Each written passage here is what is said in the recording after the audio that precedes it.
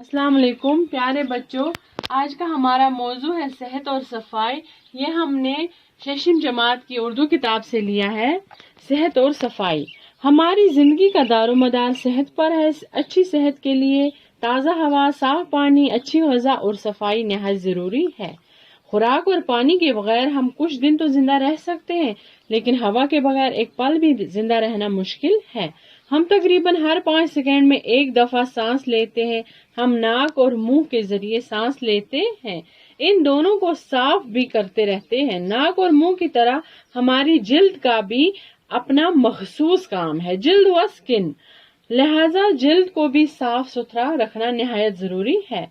तंदुरुस्ती और बीमारी दोनों हालतों में ताज़ा और साफ हवा इंसानी जिंदगी के लिए लाजमी है। अच्छा खून सिर्फ अच्छी ग़िज़ा और साफ खुराक से ही नहीं बनता, बल्कि ताज़ा और साफ हवा भी इसके लिए जरूरी है। सुबह सवेरे हवाखोरी कहते हैं खुली हवा में सैर करने को। हवाखोरी से सुस्ती दूर हो जाती है। ताज़ा हवा में थोड़ी बहुत वर्जिश भी करनी चाहिए।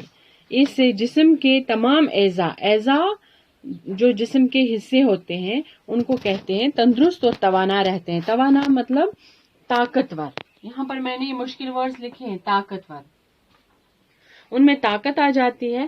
ताज़ा हवा ग़िज़ा के हजम होने में भी मददगार साबित होती है।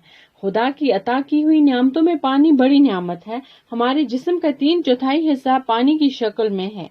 पानी खुराक को अच्छी तरह हजम करने में मदद करता है। पीने के लिए पाक और साफ पानी का ही इस्तेमाल करना चाहिए। उबाला हुआ पानी आम तौर पर जरासीम से पाक होता है। जरासीम उन छोटे जानदारों को कहते हैं जो हमें नजर नहीं आते, बल्कि वो बीमारियां पैदा करते हैं। इसलिए हमें पानी को हमेशा उबाल कर पीना चाहिए, ताकि वो उसमें से जो भी जरासीम हो वो मर जाएं। कुदरती पानी पहाड़ों पर जमी बर्फ के पिघलने से हासिल होता है, या बारिश से, कुओं, चश्मों और तालाबों का पानी खालिस नहीं होता। इस पानी में मुख्तलिफ किस्म के मैदनियात मादे पाए जाते हैं। इसी तरह समंदर का पानी नमकीन होने के बाद इस्तेमाल में नहीं लाया जाता। आलूदा पानी के इस्तेमाल से हैजा और टाइफाइड जैसी मुहल्लक बीमारियां पैदा हो जाती हैं। आलूदा हुआ गंदा पानी। हवा और पानी के बाद सबसे जरूरी चीज ग़िज़ा है। हमारी ग़िज़ा का इन्हिसार मतलब दारोमदार ग़िज़ा के दुरुस्त इंतखाब पर है। लिहाजा ग़िज़ा का इंतखाब ऐसा होना चाहिए जो पूरे जिस्म के नशोनुमा के लिए मुफीद हो और हमें तंदुरुस्त रखे। कुदरत ने दुनिया के मुख्तलिफ खित्तों में मुख्तलिफ ग़िज़ाई अजनास की पैदावार की सबील रखी है। मकामी पैदावार से हासिल होने वाली ग़िज़ाई अशिया, मौसमी फल और सब्जियां वगैरह सेहतमंद इंसान की तवानाई बरकरार रखने के लिए मुफीद साबित होती हैं। अच्छी ग़िज़ा वही है जो हल्की, सादा, कोद बख्श और ताज़ा हो। ग़िज़ा के इंतखाब में इस बात का भी ख्याल रखना चाहिए कि जिस्म की नशोनुमा के लिए, नशोनुमा मीन्स ग्रोथ, के लिए जरूरी अज्जा मसलन प्रोटीन, हयातीन, नशास्ता, शक्कर, चिकनाई और नमक वगैरह इनमें मौजूद हो। खाने के औकात मुकर्रर होने चाहिए। वक्त बे वक्त खाते रहना हाजमे को कमजोर करता है। हमें मतलब हर वक्त खाते ही नहीं रहना चाहिए। अच्छी तरह से हजम किया हुआ खाना जुज़ोए बदन बनता है। जरूरत से ज्यादा ग़िज़ायत वाली खुराक और तली हुई चीजों से तरह तरह की बीमारियां पैदा हो सकती हैं। ज्यादा खाना सेहत के लिए नुकसानदेह है।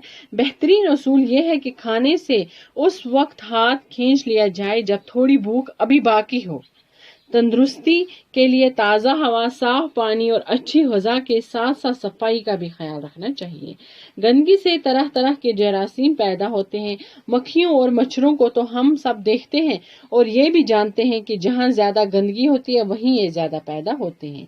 लेकिन लाखों जरासीम ऐसे होते हैं जिन्हें हम अपनी आंखों से नहीं देख सकते। کیڑے مکوڑے اور جراثیم انسان کی صحت کے دشمن ہیں.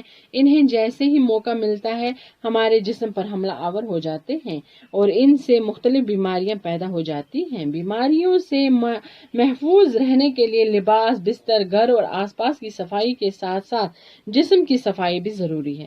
پسینے کے ذریعے جسم کے بہت سے گندے اور فاضل مادے خارج ہو جاتے ہیں.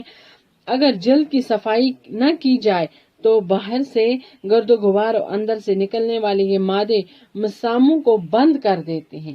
مسام کس کو کہتے ہیں؟ مسام ہوئے وہ چھوٹے چھوٹے سوراخ جن کے ذریعے ہمارے جسم میں سے پسینہ باہر خارج ہوتا ہے اور پسینے کو نکالنا مشکل ہو جاتا ہے. بدن کا میل جم جاتا ہے. اس سے جسم پر پھوڑے پھنسیاں نکلنے لگتی ہیں اور خارش ہو جاتی ہے، یعنی کہ کھجلی شروع ہو جاتی ہے. تندرستی محض تن کی تندرستی کا نام نہیں. مثل مشہور ہے کہ صحت مند دماغ صحت مند جسم میں پرورش پاتا ہے.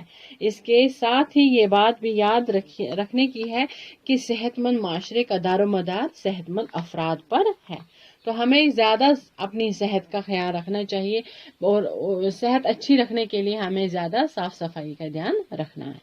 تو اب یہ الفاظ معنی یہاں پر میں نے لکھے ہیں، اس پورے سبق میں سے نکالے گئے ہیں. یہ دار و مدار انحصار کو کہتے ہیں. توانا ہوا طاقتور ہوا خوری، کھلی ہوا میں سیر کرنا.